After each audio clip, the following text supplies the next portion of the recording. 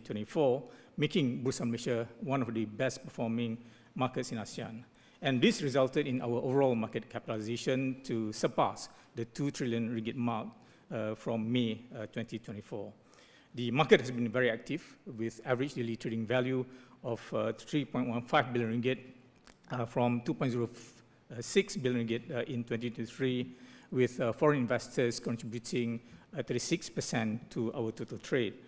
And Bursa Malaysia is the leading stock exchange for IPOs in ASEAN, with 55 new listings and raising some $1.65 billion ahead of IDX at $899 million and Stock Exchange of Thailand at $811 million. So both in terms of total number and value of amounts raised.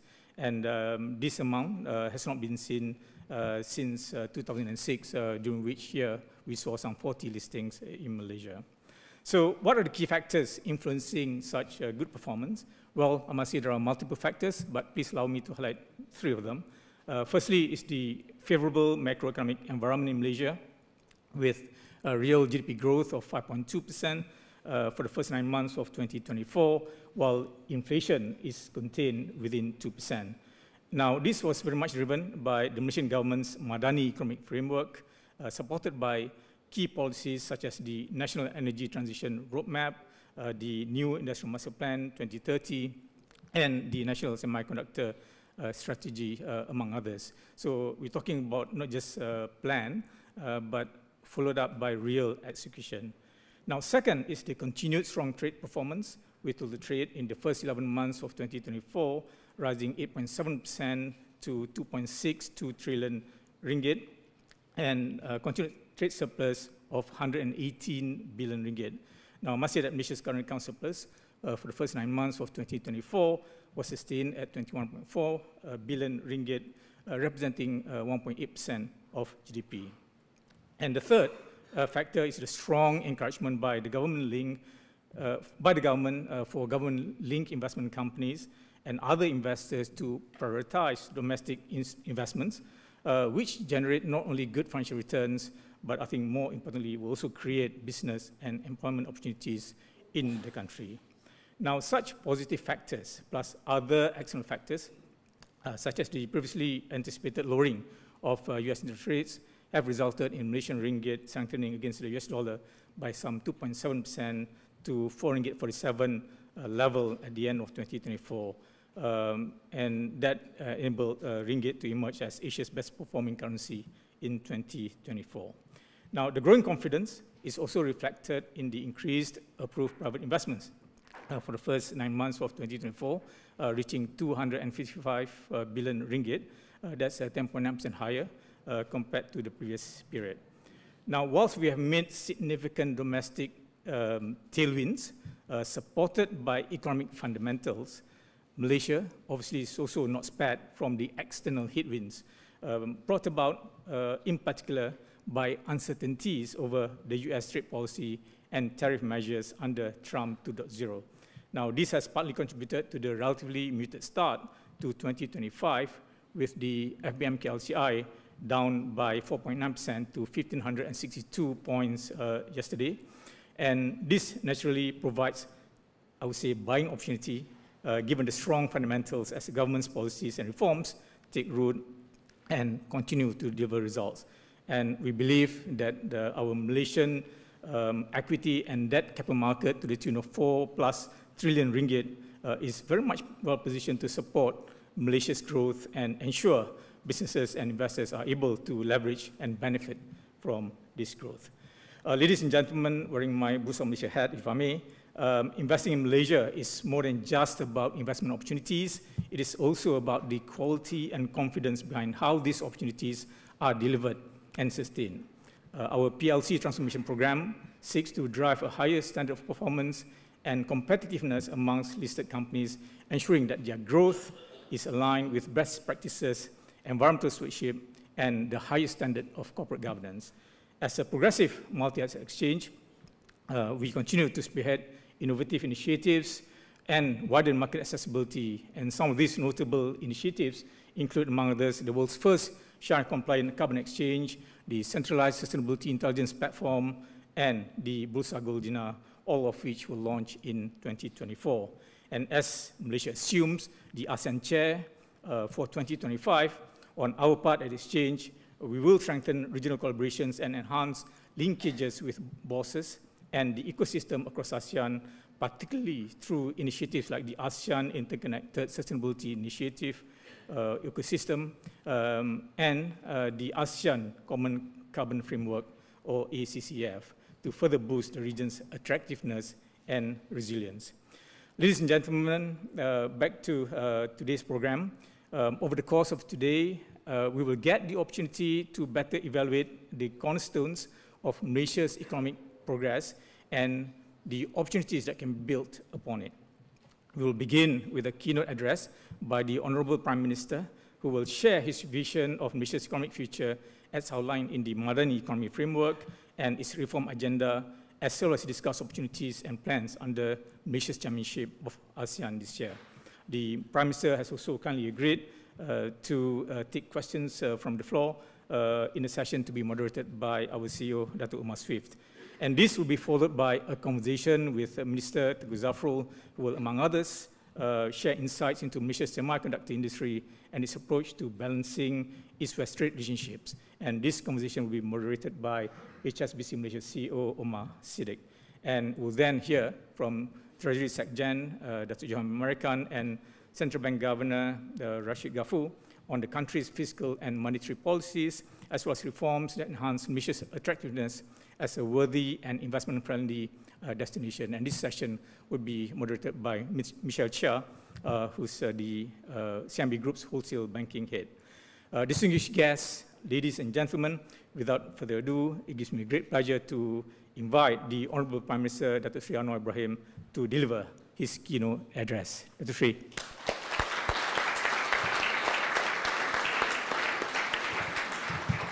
To the UK experience in office was a baptism of fire.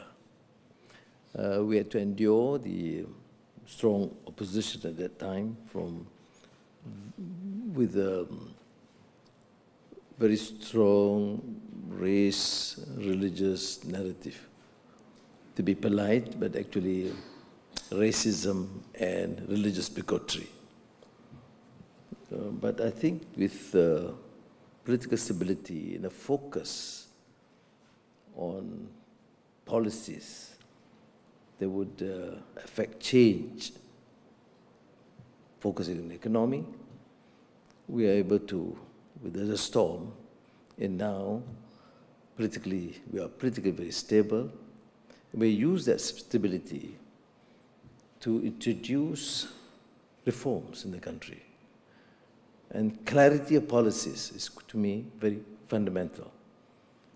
That includes the Industrial Master Plan, or the Energy Transition Roadmap, or Semiconductor Strategy, and a number of various other policies that would be able to spearhead the new direction for the country. Now, having said that, the challenge, of course, an effective implementation of such programs. So there must be commitment for administrative or civil service reform, Fiscal Responsibility Act in place, because continuous deficit is no longer tenable as an economic policy. So I think we have passed that stage now. And we have built camaraderie, friendship, and strong bonds within ASEAN. So once I assume the chairmanship of ASEAN, things becomes very easy, because we're dealing with not only leaders in neighboring countries, but strong, trusted friends. And that's why, as you alluded to earlier, ASEAN places its focus on ASEAN energy grid, which covers from Laos, Thailand, Malaysia, Singapore, up to Sarawak, Indonesia. and covering countries, most of our countries. Then we have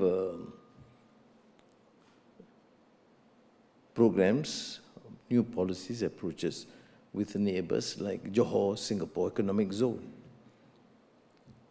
to ensure that we both benefit from this new dynamism and propel this area in the south of Peninsula to Singapore, and of course covering areas surrounding Singapore, which includes Indonesia. In the north of Malaya, because there's somewhat a problem with Myanmar and also minor skirmishes in South Thailand, we embarked on this series of discussions with the Thai authorities to ensure that peace is stabilized by focusing on economic development to the poorer sub-regions in the south of Thailand and in the north of Malaya.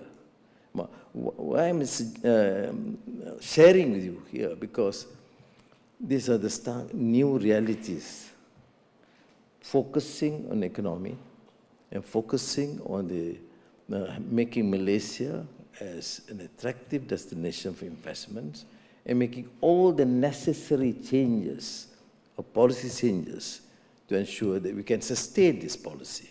But beyond this, we are talking about region. ASEAN remains, is considered to be one of the most peaceful sub-regions in the world. 700 million people. And fastest growing economy in the world.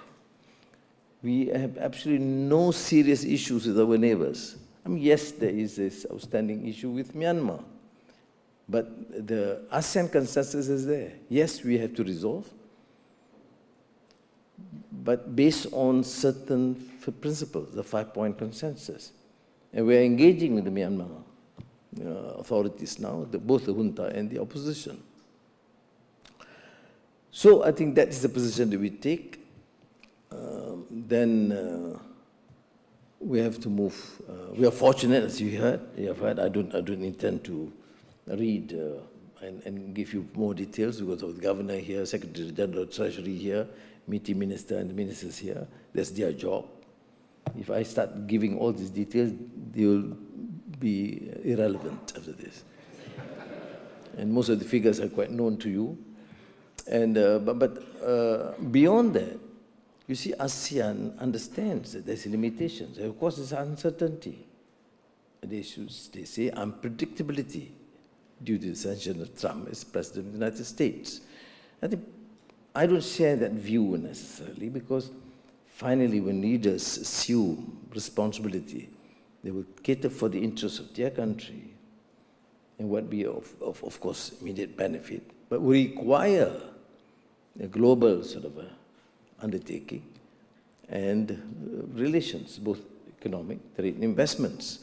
American interests overseas and outside investments is too huge to be ignored. Some policies would require some adjustments for the first few months, for sure. But in my discussions from President of China to leaders in ASEAN to UAE and Saudi Arabia, of course there are concerns, but generally people are still optimistic. It would depend largely to what we do to assuage the condition.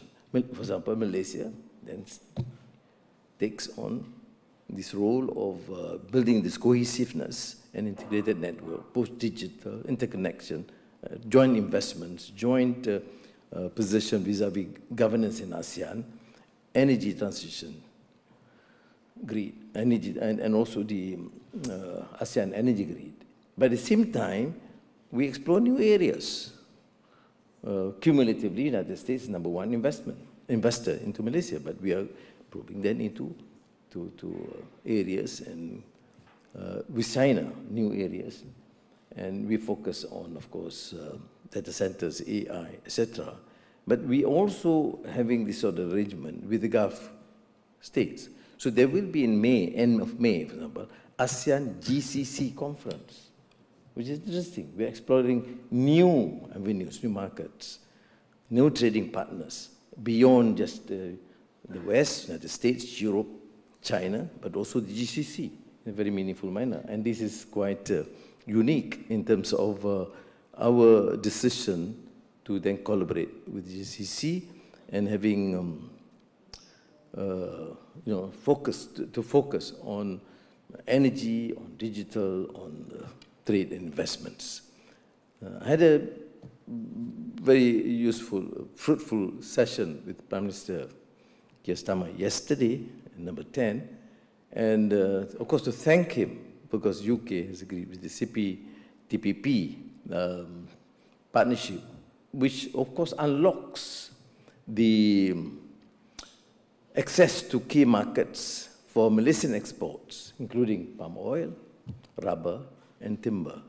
And that sort of arrangement would help in our potential negotiations with the EU, with the main focus to use this to encourage more trade investments and free flow of these products. And we, of course, agreed to proceed with and enhance relations with the countries in the South. We call it Global South, including the BRIC nations, so that we remain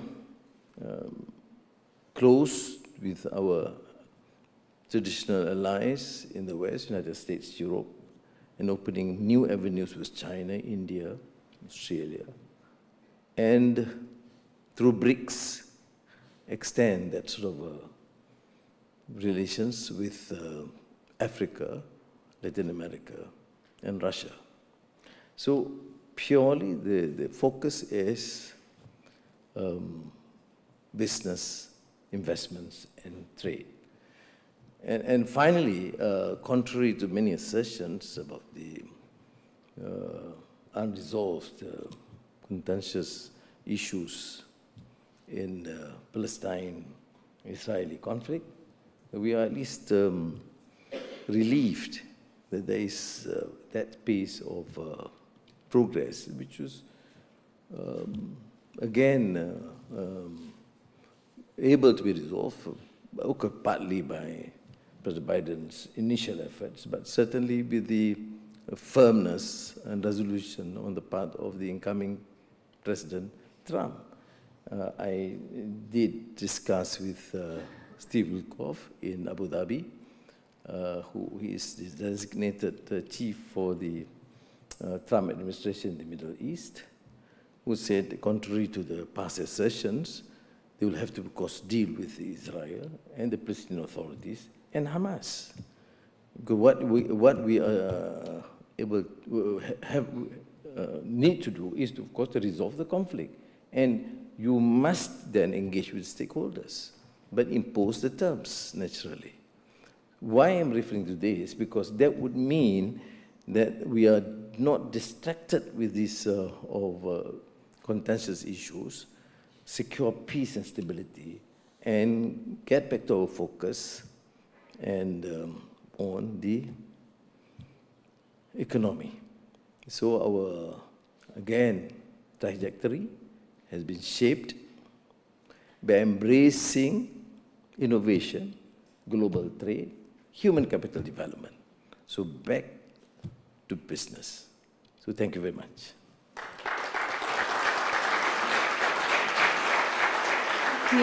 Thank you, Honorable Prime Minister. If you could please have a seat for the Q&A session. I'd also like to invite Dato' Mohammed Umar Swift, Chief Executive Officer of Bursa Malaysia, who will be moderating the session. Thank you. Good morning, Honourable Prime Minister, and thank you for your time this morning. The Prime Minister has nicely framed the resurgence of Malaysia, political stability, economic growth.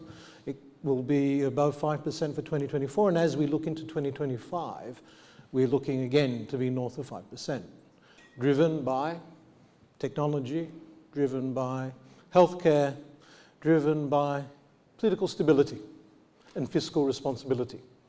And the Prime Minister has nicely framed that. Now, I am mindful of the time. We're not here to hear me, but we'd love to engage all of you on the floor regarding areas of interest. Of course, we have Tunku Zafrul, who will be talking about trade. Fiscal responsibility will be, of course, Governor, as well as the Secretary General, Dr. Johan, of Ministry of Finance shortly. But if I may, microphones are available. Ask your most difficult questions to my Honourable Prime Minister. And he will fend them off and provide clarity.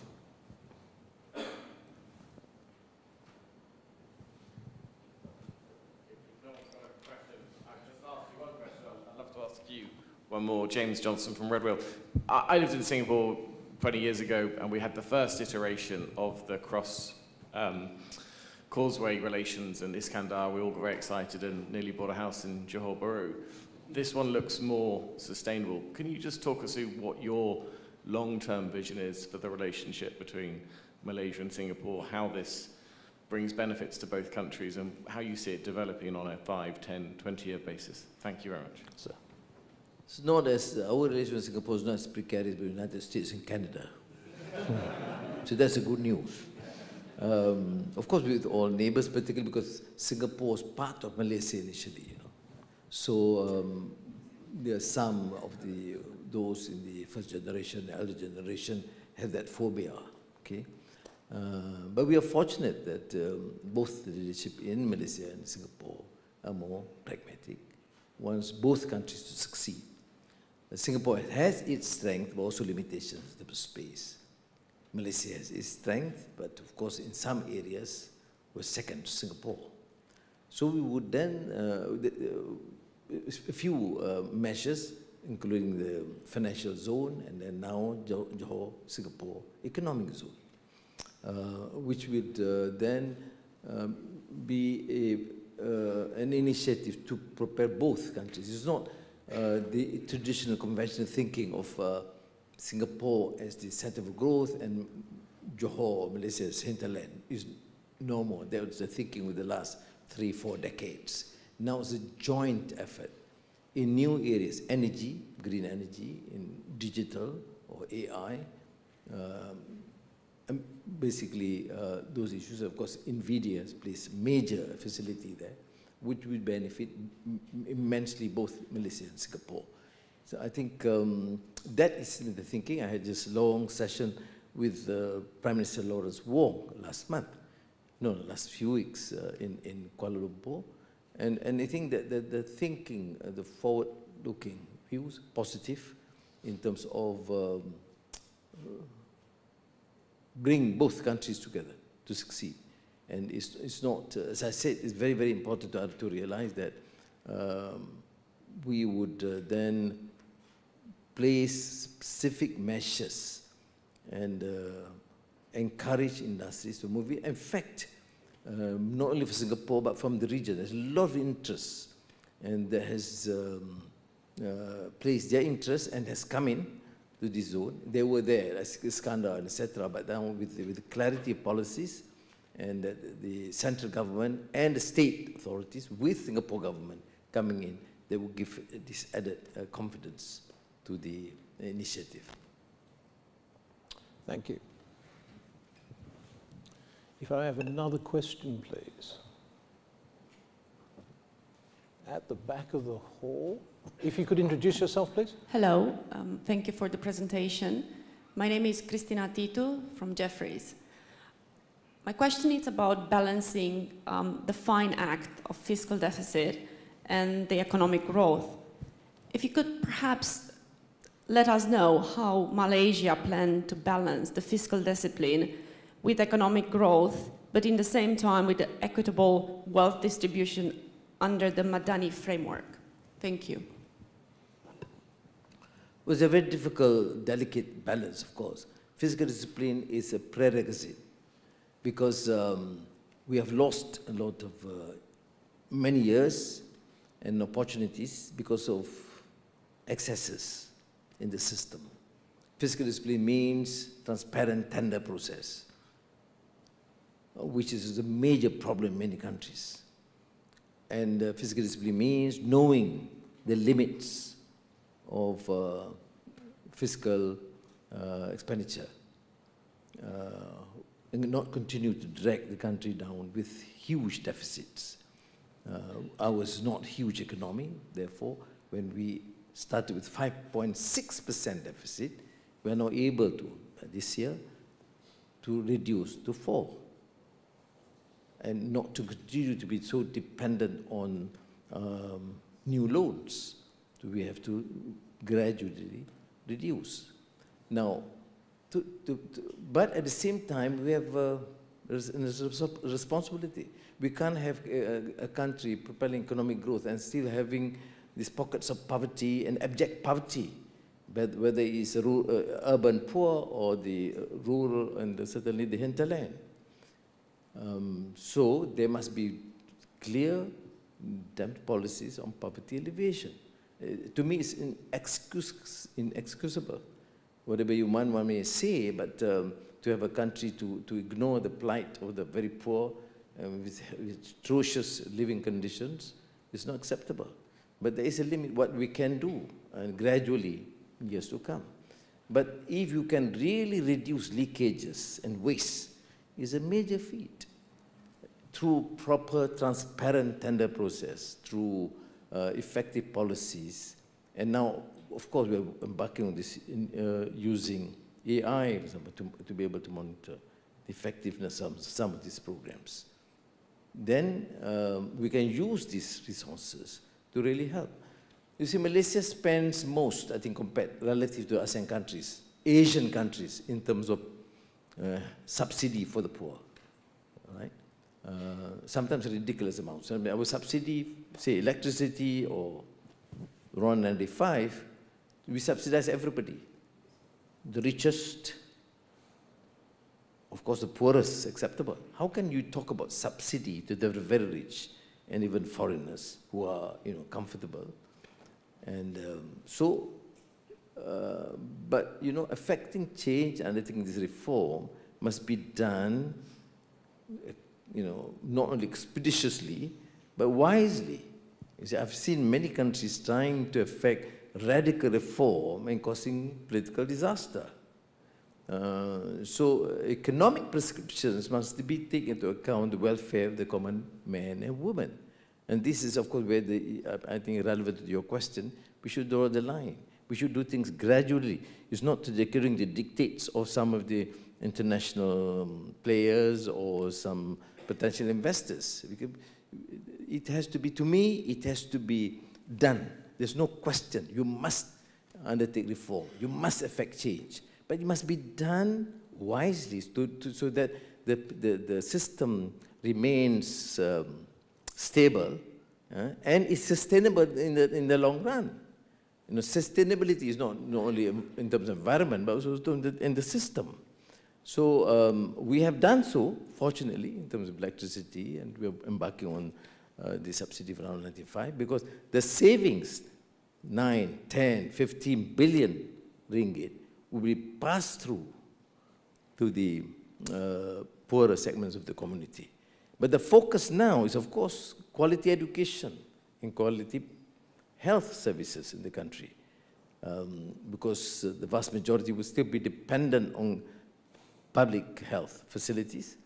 And to ensure Malaysia succeeds, we must be able to undertake effective radical reform in the educational system. Whether it's language proficiency or digital technology or AI, it has to be done. It has to be done expeditiously, and it cannot rely on the normal pace of education reform we want to talk about here or in many other countries.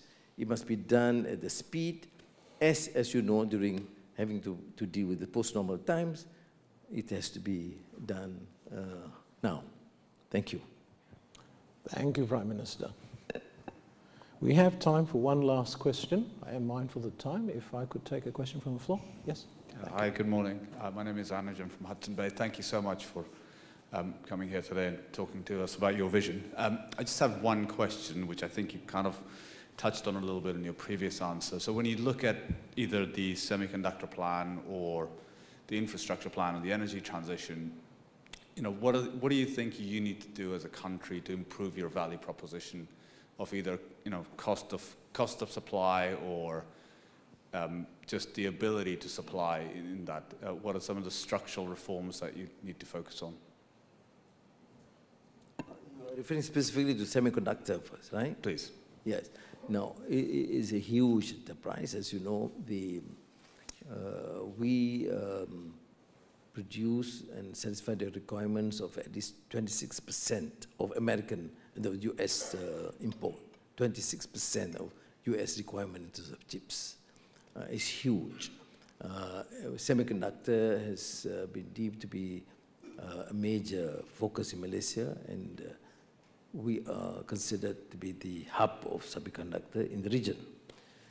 But the challenges, of course, first, the ecosystem, ports, airports, highways, education institutions that would fit in. I gave this reference to these massive investments from Infineon from Germany, 6 billion euros. They require not only just engineers, but engineers with certain level of expertise. So our proposal is that why don't Infineon then, as an industry, collaborate directly and train the students at the university? Because they will have the expertise that traditional, conventional university may not have because of the new challenges and technology. So this will do. And then, of course, the supply side.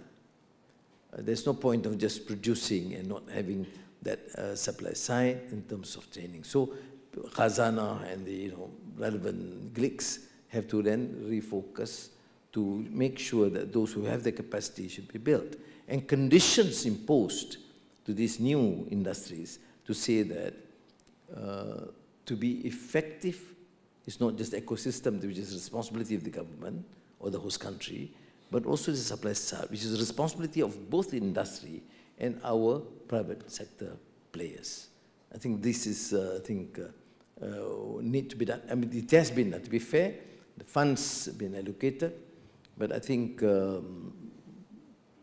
by this sort of engagement with the industries, they would then come up with some ideas how we can then assist in ensuring that both the ecosystem and supply side is being handled effectively. And I think that would make that sort of an industry relevant. You see, the traditional view of industrialization or in the past is no longer relevant. It's considered to be obsolete because it's a matter of setting up industries and not preparing the national players. And I think now things have changed somewhat. Yes, the investments is critical. The high technology is still there in Europe or United States or China, but we need to make sure that we do take into consideration the national requirements. That's why the focus on training and talent is paramount. Honourable Prime Minister, our time this morning has come to an end. These are the difficult questions the other minister. Thank you for sharing your vision and that sense of urgency that we all feel in driving just transition for Malaysia. If we could have a round of applause, please. Thank you.